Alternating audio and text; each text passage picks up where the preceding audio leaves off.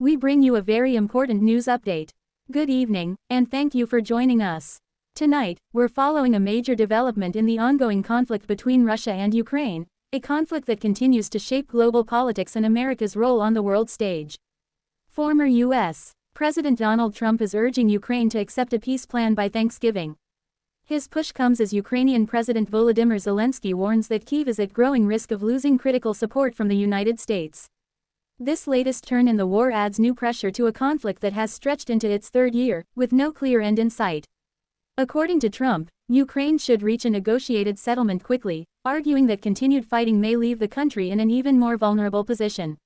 He said the Ukrainian government must think about the long-term future of its people, and that a swift agreement could prevent further losses. Zelenskyy, however, is taking a very different position. He has repeatedly said that Ukraine cannot accept any peace proposal that gives Russia the territory it has taken by force. In recent days, he has issued some of his strongest warnings yet, saying that if the United States reduces military or financial support, Ukraine's ability to defend itself will be deeply affected.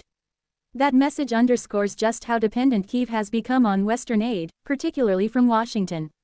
The tension between these two viewpoints, Trump urging quick negotiations and Zelenskyy insisting on full Ukrainian sovereignty, highlights a widening debate in American foreign policy.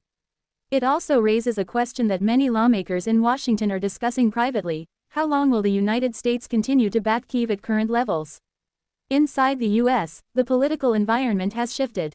Some lawmakers have begun calling for limits on future assistance to Ukraine, arguing that domestic priorities must come first. Others say that pulling back now would empower Russia and undermine American leadership around the world. This divide has created uncertainty for Ukraine, especially as winter approaches and fighting on the front lines becomes more difficult. For the Ukrainian people, the stakes could not be higher. Millions have been displaced, thousands of civilians have been killed, and many cities remain heavily damaged. Any change in U.S. policy would immediately affect conditions on the ground, including Ukraine's ability to protect its infrastructure, maintain supplies, and continue counteroffensive operations. Meanwhile, international leaders are watching closely. NATO officials say they remain committed to supporting Ukraine, but they acknowledge that the U.S. plays the central role in sustaining Kyiv's defense. European countries may not be able to fill the gap if American assistance decreases. As of tonight, there is no indication that Ukraine will accept Trump's proposed Thanksgiving deadline. President Zelenskyy says his country will continue resisting Russian aggression, with or without changes in U.S. support.